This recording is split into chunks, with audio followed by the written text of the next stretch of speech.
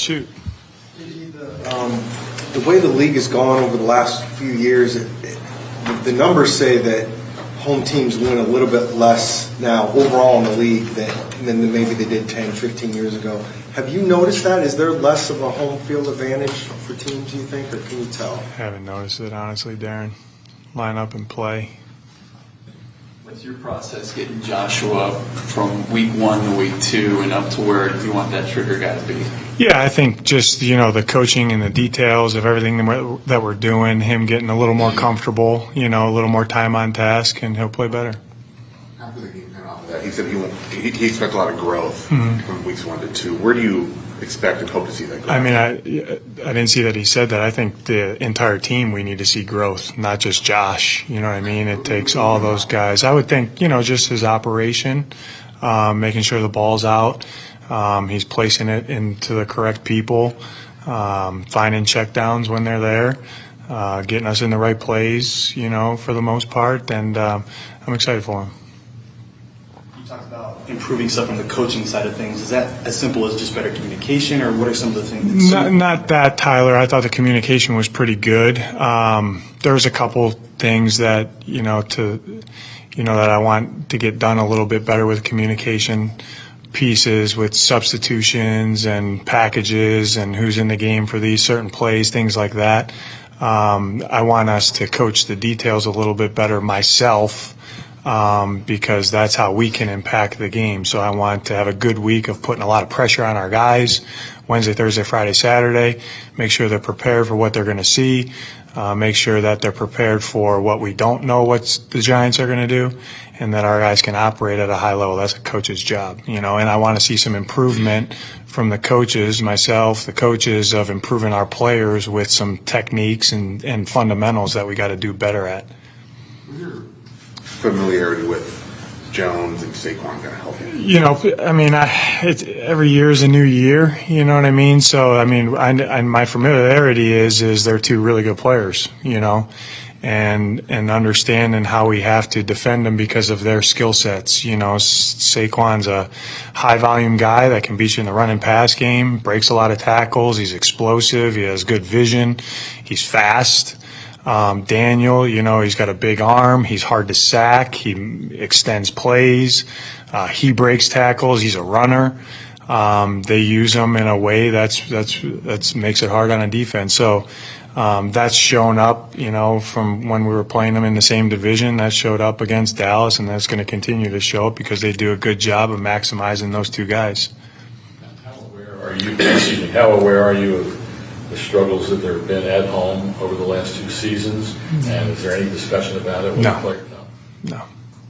How big is it to get some explosive plays on offense? Yeah, huge. You know what I mean? We know that's the value of explosives on offense, generating them and limiting them on defense. You know what I mean? So we've got to find some ways to generate those. Sometimes that's by scheme. Sometimes that's by getting certain guys the ball in their hands. We took a long, hard look at that. That's a continual process every week, and it kind of starts over every week, because you're playing a different scheme typically week to week. But that's going to be part of how we win the game.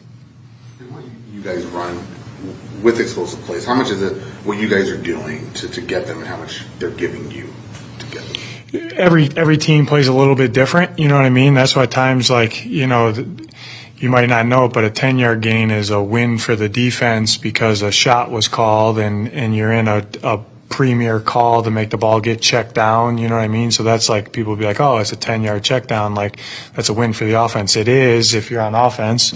If you're on defense, I think of it as that they wanted 40 on that or 50 on that, and we held them to 10 yards on that. So that's kind of cool too.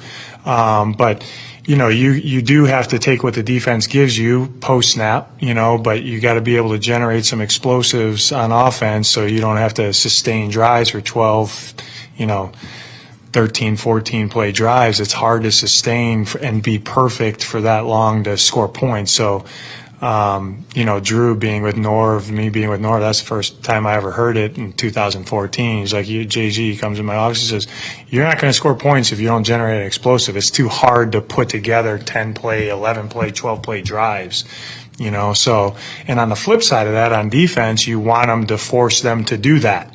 You know what I mean? Because typically, all right, and then they make a mistake or somebody makes a play or you get a chance for a takeaway and they don't come out with any points. So I've always was very intrigued with that type of battle. And then the guys that I've worked for, they prove the point through data, and for our guys that's a winning stat in the National Football League. So, you know, we talk about it, educate our guys, and coach to those stats.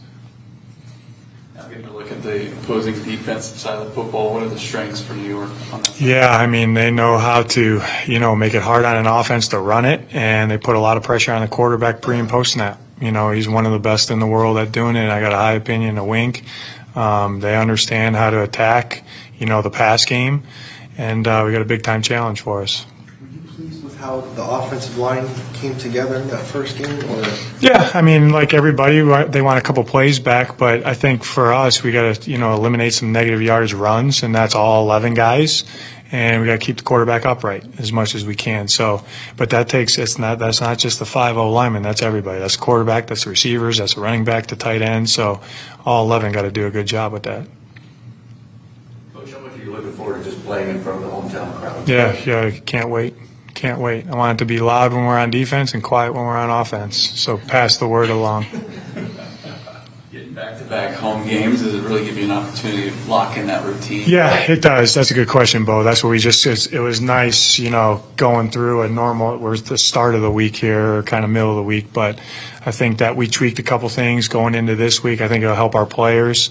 That's up to me to make sure that we're getting our guys ready to go mentally, physically, emotionally, like how you set up the day, all those things, and making sure that every minute that we're in the building, we're getting out of it what we need to get out of it. So I feel really good about this week. I know you're probably going to be tweaking forever because that's what coaches do, but is there a point in the season that you want to be like, okay, now that we're here, we need to be kind of settled into how we do Yeah, things? I think I would like it to be now. But, yeah, I mean, that's a good question, Darren. You always tweak here or there, but I would like to have, we'll see, you know, because you evaluate that after the week.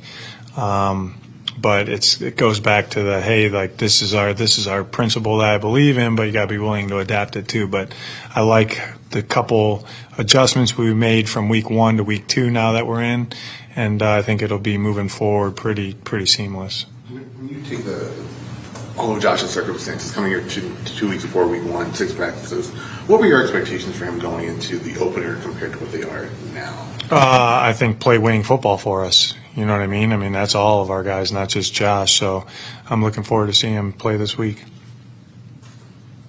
This might seem like a question out of left field, but the NFL announced today that for next year, every team is going to have the opportunity for an international player. I know the Eagles had a tackle that has done real well. What's been your observation of Earnhardt, who's been here a few years? I know this is your first. Yeah, he's a big physical guy. I'm glad he's here. I like where he's at. He's improved a lot from when we've got here to where he is right now. And there's obviously a reason that he plays the role that he plays. He's done a really good job. Coach, thank you. Okay. Thank you.